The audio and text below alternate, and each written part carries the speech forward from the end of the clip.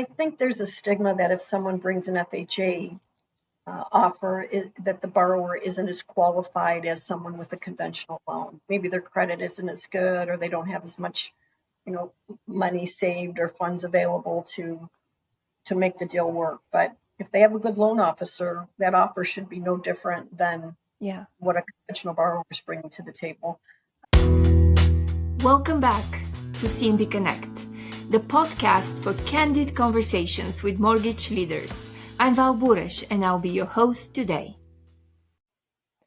Welcome to the CMB Connect podcast. I'm Val Buresch, and today I have the privilege of interviewing a distinguished guest and a very good friend of mine, a colleague, Teresa Ferman. She is the Associate Director of Career Programming at the Mortgage Bankers Association. She is the main person who oversees the CMB designation. And apart from that, Teresa brings a wealth of experience in mortgage lending.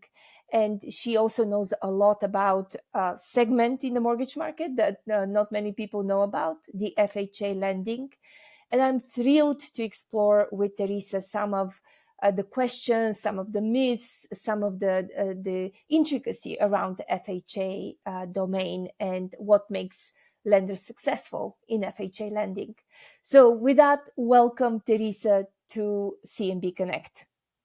Thank you, Val. Nice to be here. I'm really excited to have this podcast with you today. And I want to open our conversation with a question about your background. Can you share a little bit about how you first became aware of mortgage banking? What sparked your interest and to seek a career in mortgage banking? Absolutely. Thank you for this opportunity. I appreciate you and all you do for the society. And just to put this information out there, hopefully it will be helpful. That's really my goal, is just to help people move forward in our industry. I think like most people that are in our industry, it wasn't something that I had planned on doing as a career. When I grow up, I want to be a loan officer kind of idea. I actually started with a real estate license back in the mid 80s. And for those of us that have been around that long, interest rates were, double digit and probably not the best career path at the time. A lot of my parents, especially, scratching their head thinking, what is she doing? So I stayed on the real estate side just for a short period of time. And I realized the struggle that folks had with securing financing.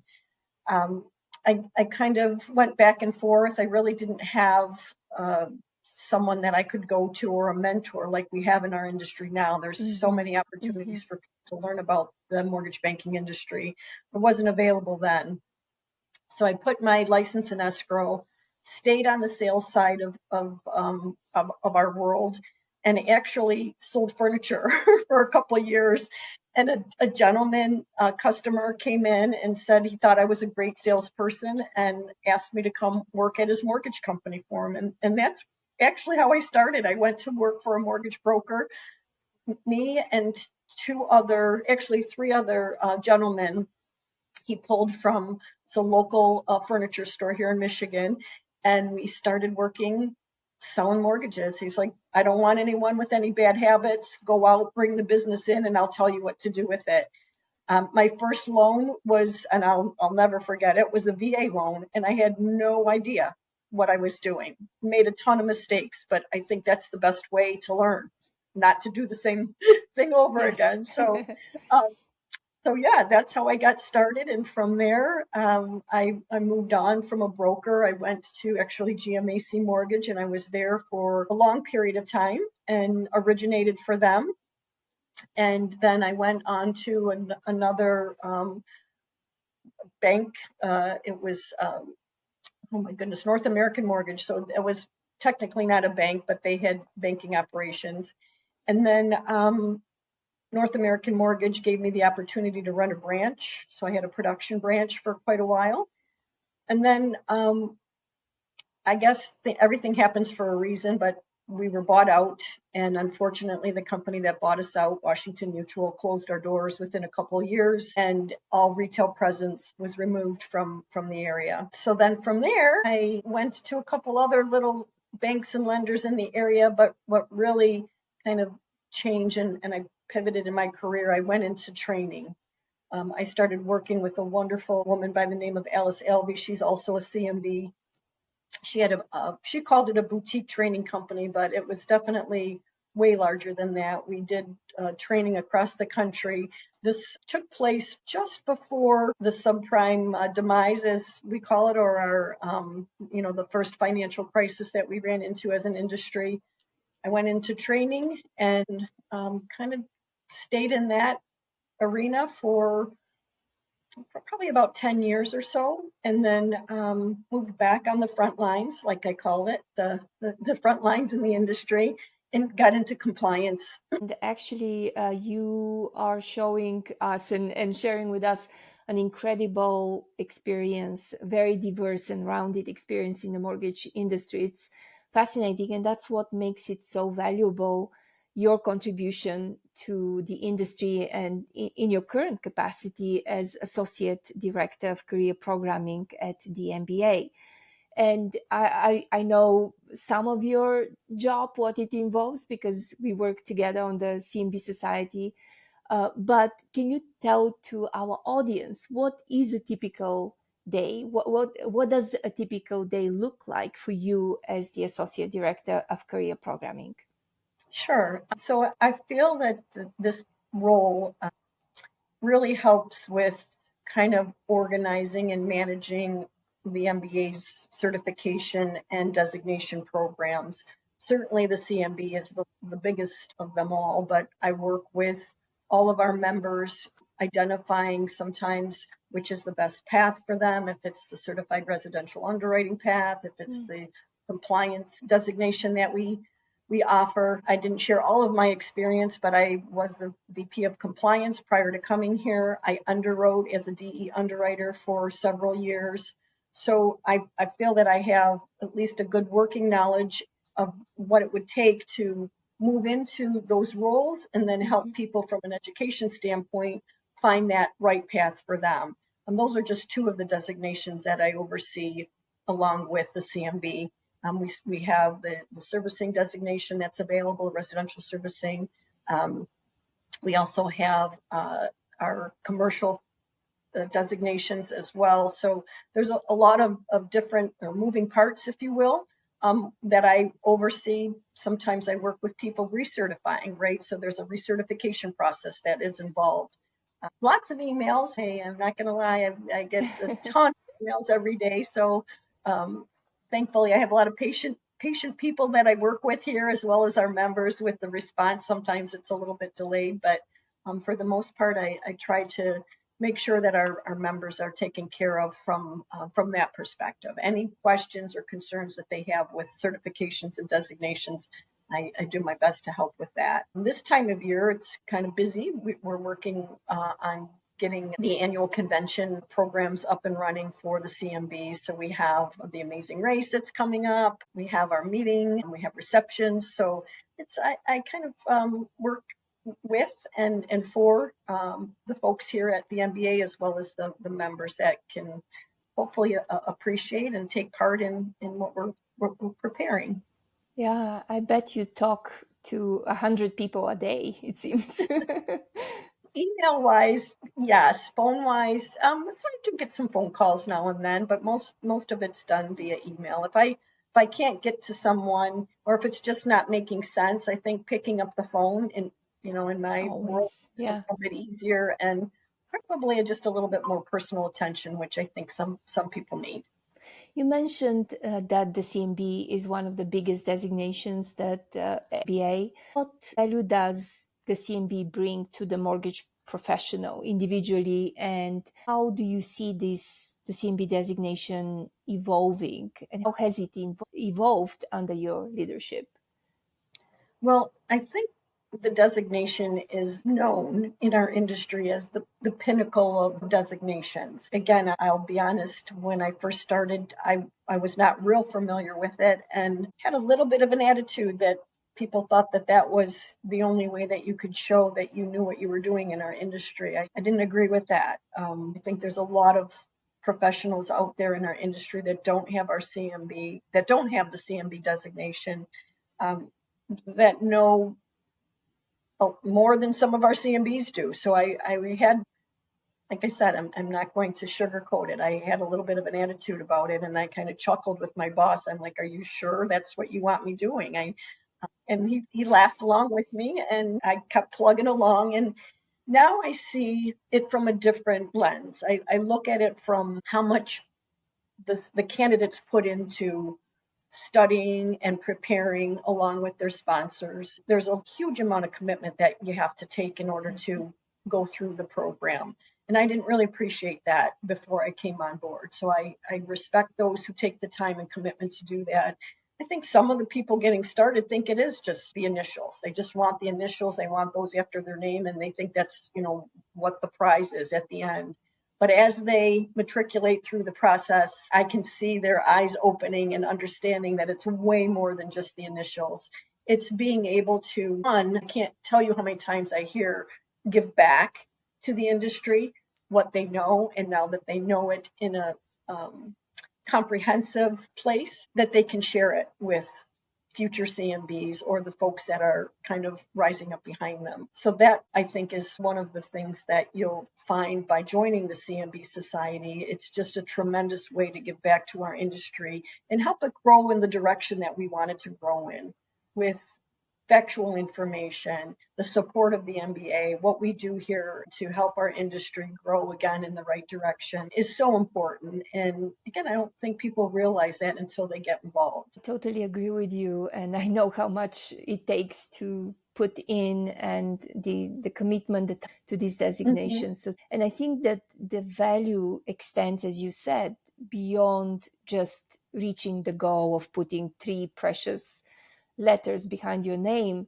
It becomes almost like in the active CMBs that I correspond with, it becomes ethics, way of being in the mortgage industry. You're constantly learning, you're constantly engaging. And I think the one big thing that the CMB is giving is connecting the dots, because typically people stay in one place, so they never get to see the huge complexities that drive our industries, all the things that we need to think about to have a successful mortgage operation and to serve our borrowers successfully. That's what I think the designation excels in. I agree. I think it kind of ignites a fire. I can see it when people hear that they've passed the oral exam. It's just not only is it a huge lift that they've passed, but I can see the enthusiasm and the gratitude that they were able to take the path and earn the designation, and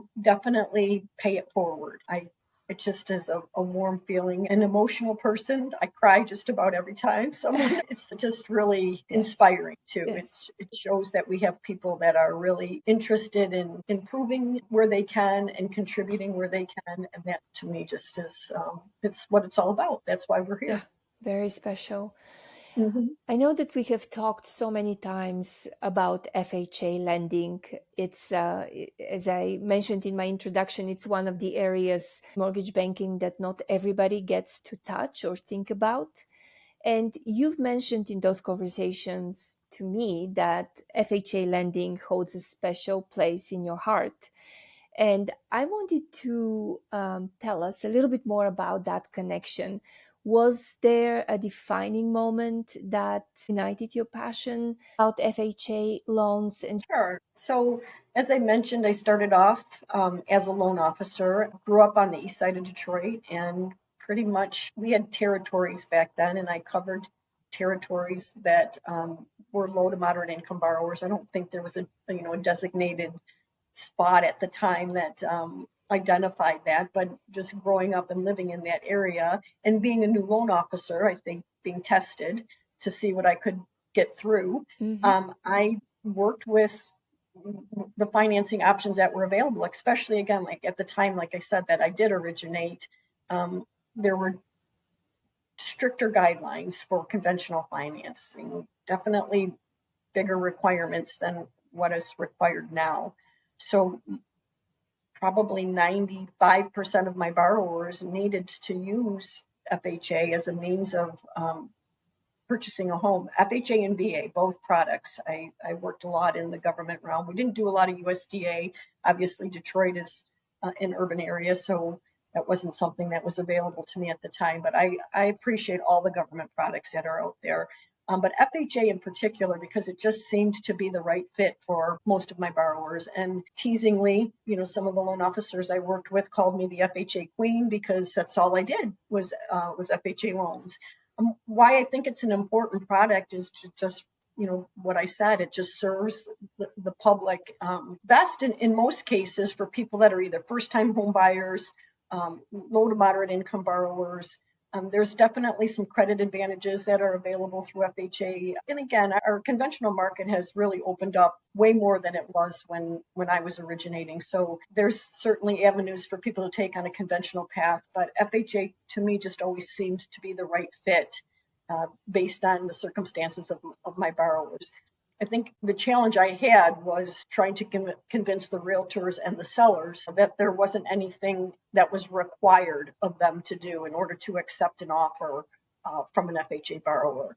There's a lot of misnomers out there that they had to pay for this or repair that. Everything is negotiated between the borrower and the seller. So why not, right? Why not use that if that's the only vehicle that the person can use to finance the home?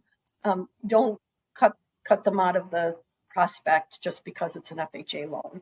And again, I think that has changed quite a bit now more than it was back then. What are other misconceptions about the FHA loan? Is there anything else that is remaining? I have heard in industry conversations that often sellers don't want to accept an offer that is supported by an FHA financing, and means that there are some myths out there, some misconceptions perhaps. What do you think are? Well, I think the opportunity would be just to get the word out there, right? To make sure that all of the players in the market understand that there is this wonderful product out there that can serve the needs of most of your either first-time home buyers or those that have a little bit of a challenge coming up with the down payment needed for a mortgage. Again, I don't want to dismiss that there are conventional products out there. So those that have had maybe minimal credit or credit problems in the past that have been repaired, but their scores aren't quite up there, letting them know that it's not impossible, that home ownership is definitely out there. So any way that you can spread the word, whether it's via your real estate connections, builder connections, financial planners, financial advisors, those types of people, working that kind of network to spread the word that FHA is available. I think just putting the word out there and explaining that it isn't that difficult or that challenging. As far as interest rates are concerned, I haven't been out on the front lines in a bit, so I can't share with this group that the rates are better conventionally or FHA. There's always that mortgage insurance premium that people kind of step back and say, well, I don't have to pay that if I can go with a conventional loan. And that's true. Again, it just depends on the circumstances of the borrower. It may be just an easier path for them to qualify using FHA than it would be on a conventional loan. And that's part of doing business with FHA. In your experience, how important is it to stay up to date with regulatory changes in FHA lending? I know that you were both on the front end as well as your compliance. So do people have to be up to date? Absolutely. Extremely important. And thankfully, FHA is evolving. They understand to hold their place in the market, that they need to bring things a little bit more current than they had in the past. And I think they are. Another thing, we talked a little bit about, what are some of the misnomers of FHA financing, and repairs always come to mind when people go with FHA. You're going to have to fix this or have to fix that. And they get discouraged if, there's cracks in their cement or electrical issues that need to be dealt with. To me, that was protecting my buyer. That was protecting my borrower. So the people that go into an FHA mortgage are the ones that struggle a little bit with their finances. We certainly don't want to put them into a home where they're going to have a plethora of expenses as a result of no one doing their homework, if you will, on what repairs were needed and what updates needed to take place to make it habitable, right? That's the goal with FHA, is that someone can move into the home and the water is potable and their heat and their electrical isn't going to cause any damage, that there isn't any trip hazards and so forth. So I think that the issue with repairs needs to be taken into consideration, because the person that's moving into the home most likely doesn't have the money to fix it. So, that again is something that I think needs to be taken into consideration, where the real estate agent that's involved, both sides, seller that's involved, understand that. So speaking of the future, do you find any changes that we need to make as an industry to keep up the FHA loan product relevant for today's markets?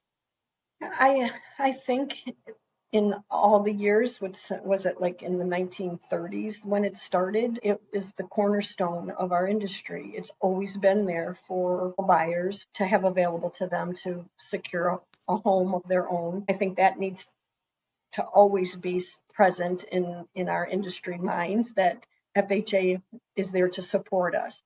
Innovative and keeping up with the times. I think that's important, but I also think it needs to be with caution, because it is really the protection of the borrower that we're looking after, whether it's comparable interest rates, comparable mortgage insurance premiums, getting appraisers in that know what is really needed versus what they're citing for that's possibly something that isn't necessary. So educated appraisers to make sure that they have a good understanding of the protection of the borrower.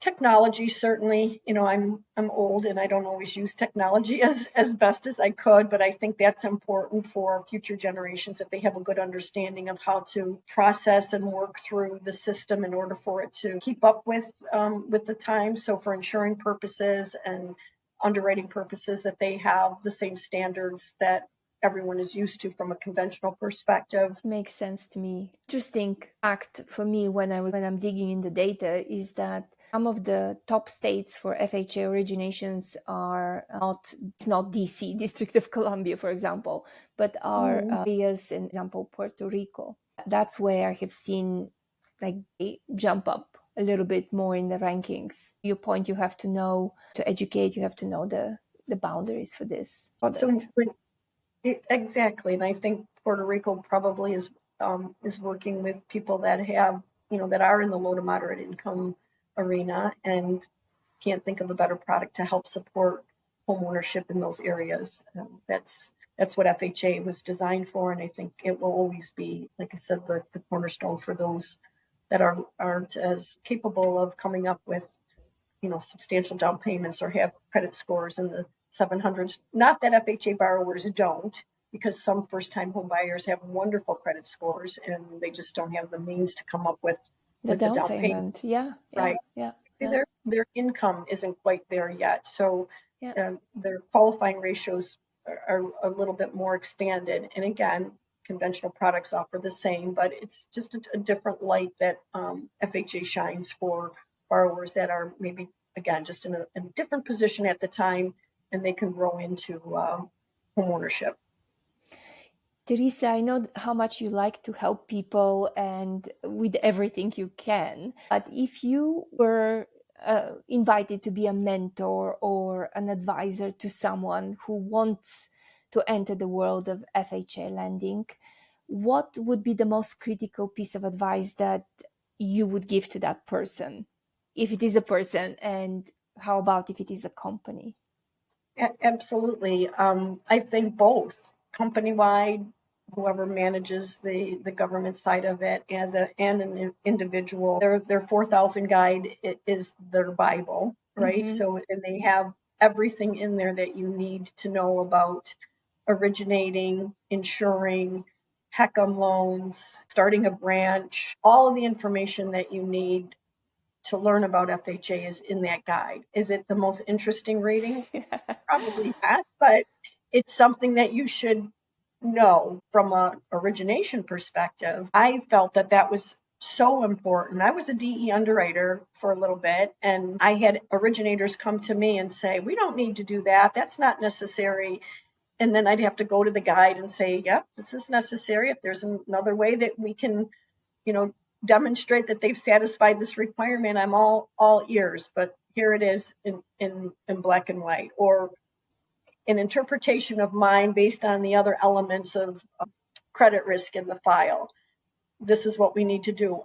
I wouldn't be able to have that conversation with someone unless they understood the information that I was pulling it from. Mm-hmm. So I'd always point people back to the 4,000 guide. When I was originating, it was the 4155. That was a different guide, and they had mortgagee letters all over the place changing rules. Now their mortgagee letters are incorporated within the 4,000 guide. I wouldn't say simultaneously when they're issued, but shortly thereafter, so that you're not looking at several different documents or areas to figure out, can I do this now or can't I do this now? So my advice is learn from the 4,000 guide, make sure that you have a good understanding of the area that you're going to explore, originate in, before you move forward with it. Because once you have that information under your belt, you can work with HUD, you can work with the community on presenting your files and your loans. So I'm going to betray my ignorance on FHA lending here with my next question. But the 4,000 guide, when it gets updated, for example, a rule gets updated with a mortgage letter from FHA, does the old rule gets taken out of the 4,000 guide, or does it stay there as a reference? So they obviously, for audit purposes, they have to have reference from this date to this date. So my understanding, and again, it's been a little bit, is they would keep the older guide available so that when you are audited and a question comes up on a condition or a situation, that you can refer to, this is what I was complying with at that time. That's how it was when I audited. We would use the previous version of the 4,000 or 4155 or mortgagee letter, whatever the case may be. Yeah. To use that as my reference point of satisfying a condition or a concern. So to answer your question simply, yes, they do keep the older versions for that purpose, for auditing purposes. Yeah. Mm-hmm. Well, I can talk to you all day, Teresa, but I know both of us have to go back to doing all the tasks for the day and for the rest of the week. But I want to ask you to imagine that you have a magic wand, and that with this magic wand, you can change anything in the mortgage industry. But if you could change one thing about our industry to make it more inclusive or more efficient, or both, what would that be? I think what I would like, or I believe what I would like to see, is more personal contact. I think people need to get together face to face or by phone, if face to face is impossible, because I know everyone's lending in different states now. But I appreciate the technology that makes it easy for people to get mortgages. But I really am sad when I hear things like, I don't call my borrower, they take care of everything online. We don't speak to each other. I can remember this in a conversation when we were doing a HMDA scrub. I said, well, when you talk to your borrower, make sure they understand. And the loan officer's response was, well, I don't talk to my borrower. I almost fell off my chair. I would like to see things come back a little bit more to the personal touch. If I had a magic wand, that's what I would hope for, is that people communicate with each other on an individual basis rather than just through system or, a point of sale system, or, how we used to communicate. And I know this sounds really old, but I would sit with my borrowers for at least an hour going through their application process. And when they left, I knew their dog's name. I knew what sports their kids were in. I knew them as an individual, and I got referrals as a result of that. So to me, that personal touch is faded a little bit, and I would like to see that come back a little more.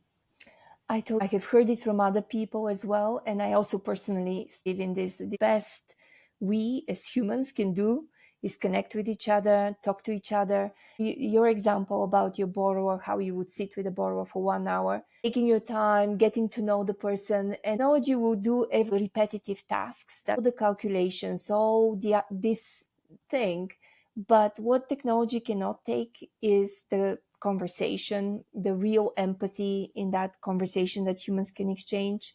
And that education of the borrower would be so, so, so important, one-on-one. I couldn't agree more. I was really, I don't want to say disappointed, but it kind of broke my heart when I heard people say, when in 2008, 2000, during the crisis, that they didn't know they didn't have an escrow account, or they didn't know it was an adjustable rate mortgage. Those types of comments, Yeah. I just couldn't understand. How could you not know that? What did your loan officer not explain to you that you didn't understand? And as you know, back then, we had files that were like, this thick. So I get it. You don't want to read through all that. And to your point, technology will help, maybe hopefully provide a little better of an understanding before someone signs the form. But during the time when I did this, I went through those pages with them. I went through what we had at the time, a good faith estimate. It doesn't matter if it's called a loan estimate now or a good faith, whatever the case may be. Someone needs to sit down and explain what each item means. And in that way, I think hopefully we could avoid any future concerns of people saying, I didn't know that was the case, because someone took the time to explain it to them. Thank you, Teresa, for those thoughts and for your time today, for sharing your insights on FHA lending and a little bit about your career as well, because that gives us all lessons learned, best practices, ideas, what we can do next. It's been such a pleasure to have you on the CMB Connect podcast. Thank you for being here. Thank you for asking me to be here. I appreciate and enjoyed our conversation. Thank you so much. That's all for today's episode of CMB Connect. Thanks for tuning in, and remember to subscribe for more conversations with industry leaders. Until next time, keep connecting, keep learning, and keep pushing the boundaries of innovation. This is your host, Val Buresch, signing off.